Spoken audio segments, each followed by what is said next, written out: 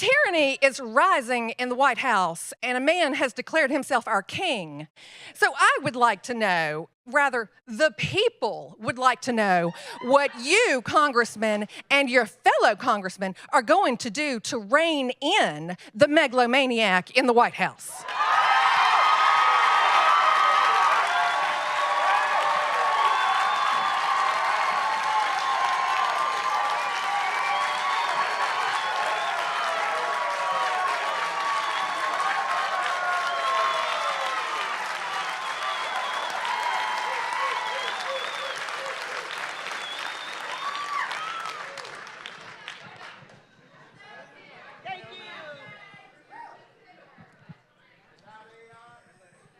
I'm not going to give you my best foghorn leghorn response to that. But what I was, you can go ahead and sit down. Thank you. When you talk about tyranny, when you talk about presidential power, I remember having the same discussion with Republicans when Biden was elected.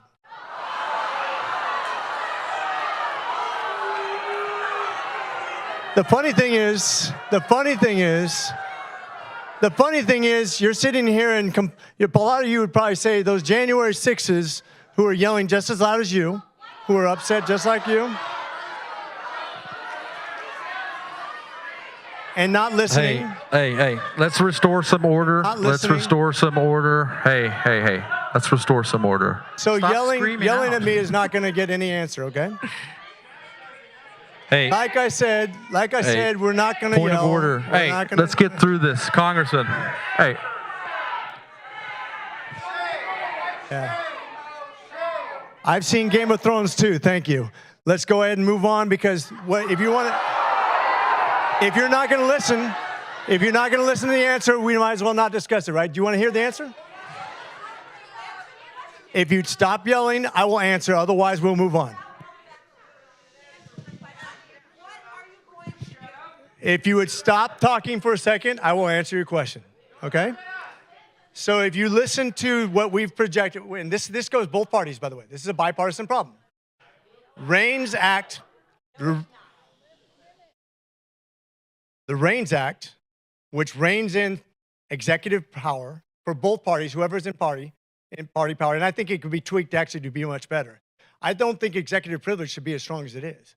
I think we're out of balance right now. I think your direct representation, whether you like me or not, I'm the closest thing you have to a representative. Your senator's not going to be as representative as me, and the president's not going to be as representative as me when it comes to you, the people in this district. Likewise, I think state government needs to be more powerful than federal government.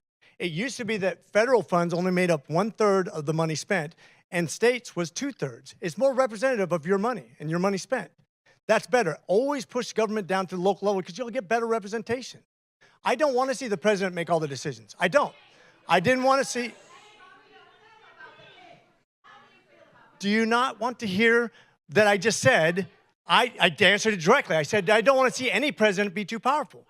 Americans are deeply divided over Trump's first month back in office. About half say that he has overstepped when it comes to using presidential power, and about the same feel that he has gone too far in cutting federal programs.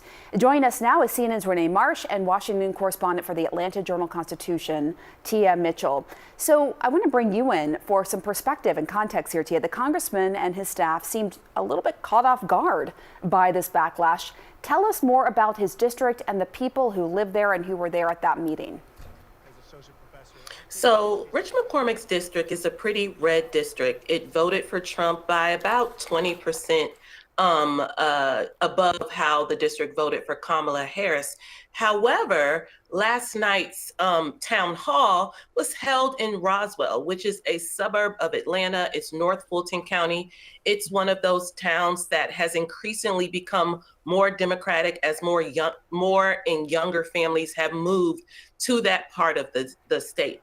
So I think that even though his district is pretty red, he went to an area that was bluer. He went to an area that is less, Trumpy overall. And I think that was reflected a little bit in the turnout for this particular town hall.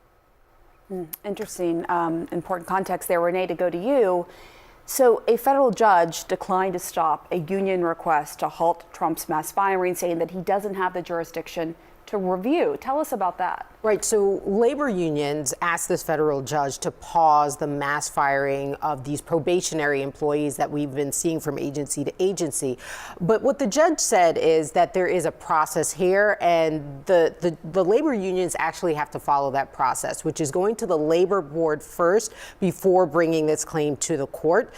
So he just felt that he didn't have jurisdiction. Doesn't mean that this is over. It just means that they missed a step in his eyes and needed to go through that process. But Pamela, I mean, that video really kind of highlights here the sort of cracks that we are starting to see, even if Roswell is a growing blue area here in Georgia.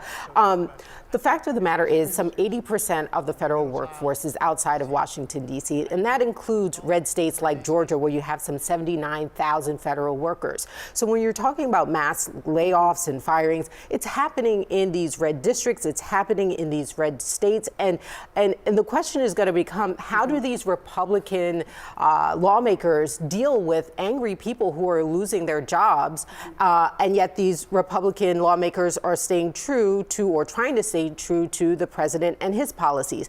It'll be interesting to see how they'll handle that, because it's not just the job cuts, but it's also the funding freezes. We have farmers in red states who say that they can't access funds.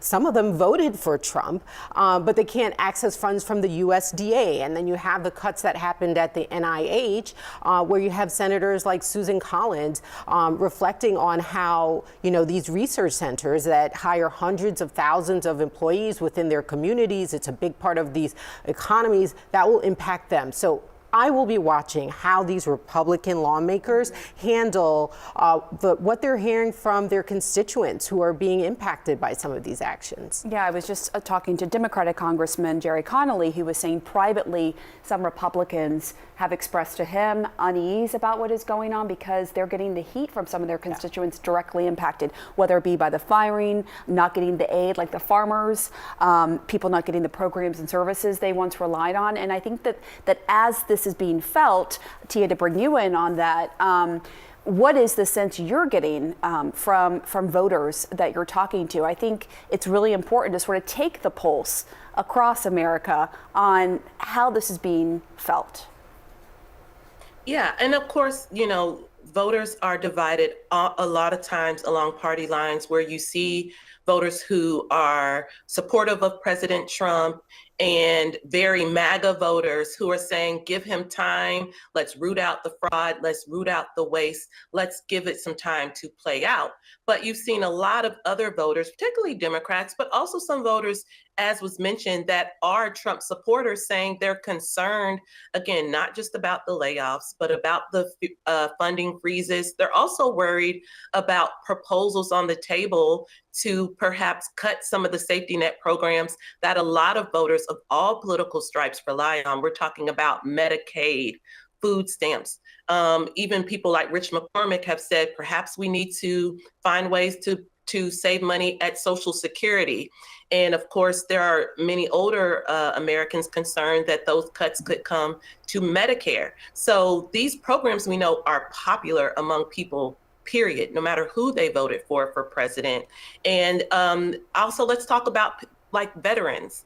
There have been layoffs at the Department of Veterans Affairs. Again, we know our veterans are of all political stripes, for example. So I think there are a lot of Americans who just, at this juncture, are, if not upset, confused. At this point, wish there was more transparency, wish there was more information, wish there was messaging coming from the White House that shows there's a method to the madness. And without that information, there is a lot of concern we're hearing from voters. And again, that is starting to kind of cross party lines. Renee, we're talking about the firings, and there's actually now a pause on the firings at DOD, right? Tell us about that. So the Pentagon is saying that they're going to pause this plan for the mass firing of probationary employees. CNN had reported on Wednesday it could impact over 50,000 employees there at DOD, but they're saying they're putting the brakes on this for now because they want to review what the impact of those firings would have on military readiness. We have reported already at other agencies like NNSA, the agency charged with maintaining and overseeing the nuclear stockpile for the country. Hundreds of employees were fired there only to have to be rehired. So what we are seeing here is the Pentagon saying, wait, before we do this, let's take a review of what the impact will be, perhaps some lessons learned from some of these other agencies. Like at the Energy Department, for one. Renee, Tia, thank you both.